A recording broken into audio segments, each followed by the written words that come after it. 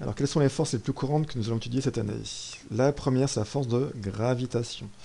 C'est Newton qui a annoncé la loi de gravitation universelle qui dit que chaque objet A exerce, du fait de sa masse, une force sur un objet B qui nuit aussi à une masse. Ces deux objets s'attirent l'un l'autre. On parle de force attractive. L'attraction dépend de leur masse, elle est proportionnelle à leur masse, et elle est inversement proportionnelle au carré de leur distance. Du coup, la relation mathématique qui en découle, c'est celle-ci. La force exercée par B sur A est égale à la force exercée par A sur B, est égale à une constante, fois la masse de l'objet A fois la masse de l'objet B, sur la distance qui les sépare au carré.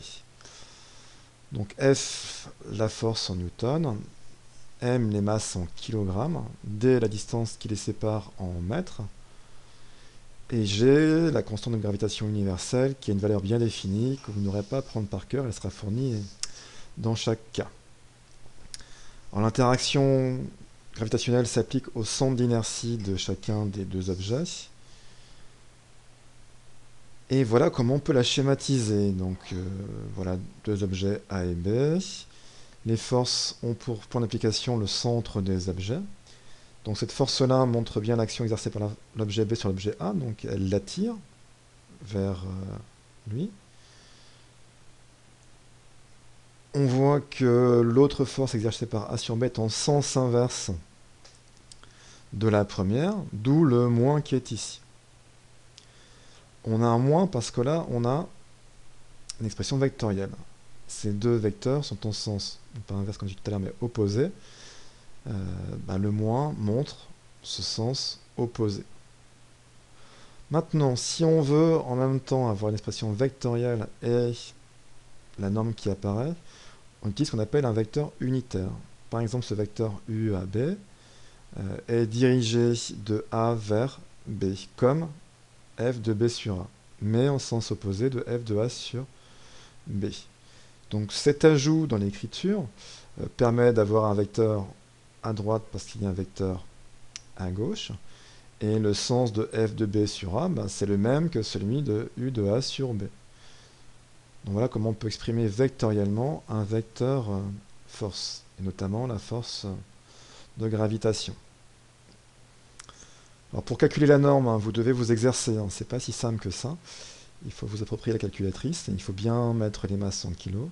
Ne pas oublier de convertir donc la distance en mètres, vous aurez souvent des distances fournies en kilomètres. Et lorsqu'on écrit l'application numérique, souvent on oublie le carré, donc pensez-y, mettez bien ce fichu carré. Deuxième force, le poids. Alors qu'est-ce que le poids? C'est la force exercée par la Terre sur un système. C'est une action à distance, attractive. Finalement, ça correspond à la force de gravitation exercée par la Terre sur ce système. Alors, quel point commun, quel est le lien entre ce poids et la force gravitationnelle? Alors déjà, le poids, ce sera un cas particulier qu'on va appliquer pour un objet qui est soit au sol, soit proche du sol. Prenons cet exemple-là. Donc on a une personne qui est sur le sol, et on calcule la force de gravitation exercée par la Terre sur cette personne.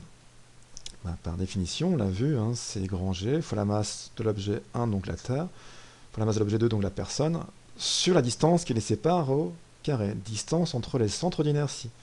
Cette distance correspond au rayon de la Terre. Alors, on pourrait me dire, il manque la distance entre le sol et son inertie de la personne, mais c'est tellement petit par rapport au rayon de la Terre qu'on néglige cette distance.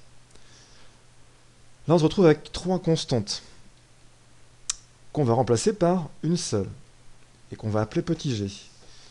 Petit g, on va l'appeler intensité de la pesanteur. Donc, ça veut dire qu'on veut simplifier le calcul. Plutôt que de faire le calcul avec trois constantes qui ont des valeurs définies, on fait ce calcul-là de ce qu'il y a entouré en rouge. On obtient une valeur et on remplace ces trois constantes par celle-ci. Du coup, l'expression qui est là devient égale à m fois g, et ce produit, on l'appelle le poids. Alors, le poids en newton, avec la masse du système en kilogrammes, G intensité d'apesanteur en newton par kilogramme ou en mètres secondes moins 2, et G équivaut à peu près 9,8 à la surface de la Terre. On voit bien ici que on a simplifié cette expression-là, mais que le poids, c'est bien finalement la force d'attraction ou de gravitation exercée par la Terre sur le système. C'est la même chose. On s'évite en écrivant P égale mg de faire ce calcul qui est plus compliqué. En plus, comme ce cas-là, c'est un cas particulier, mais un des cas les plus courants, on va utiliser plutôt cette simplification pour calculer l'attraction de la Terre sur un objet proche du sol. Donc le vecteur P sera toujours vertical vers le bas. Il est dirigé vers le centre de la Terre. Est-ce que le poids, ça marche tout le temps?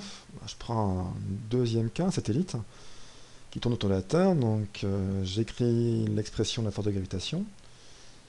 La distance qui sépare le satellite maintenant du centre de la Terre, c'est le rayon de la Terre plus l'altitude du satellite en question. Donc on a un RT plus H qu'on met au carré.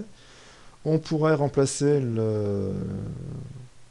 ce rapport-là par un petit g et dire que le poids du satellite, c'est m fois g. Le problème, c'est qu'ici, si h vaut plusieurs dizaines de kilomètres, enfin plusieurs centaines de kilomètres, les petits g n'est plus une constante. Donc dans ce cas du satellite, mieux vaut passer par la force de gravitation. On va limiter l'expression P égale mg pour des objets proches du sol. Quand je dis proche, quand on va au sommet du mont Everest, le petit g vaut encore à peu près 9,8, donc ça nous laisse pas mal de marge. Dès qu'on s'éloigne à plusieurs dizaines de kilomètres, on repasse à la force de gravitation. Autre force, la réaction du support. C'est la force qu'exerce un support sur un système, sans tenir compte de la force de frottement. Cette force, on la note R majuscule. Le support soutient le solide, donc il pousse vers le haut à la verticale si le support est horizontal, par exemple. Alors, il y a deux exemples. Donc, la réaction du support sur cet objet, donc au repos, elle est verticale vers le haut. Là, la réaction du support est bien perpendiculaire au support. On prend comme point d'application le point qui correspond au centre de la surface de contact. Là, par contre, ça suppose qu'il y ait une force de frottement qui retienne le système, sinon il glisserait sur la table. Autre force courante, la tension d'un fil. Dès qu'on a un fil accroché à un système avec ce fil étendu, ce fil exerce une force sur le système qu'on appelle la tension du fil. Donc sa direction, c'est celle du fil. Le sens de l'objet vers le fil, le point d'application, le point de contact.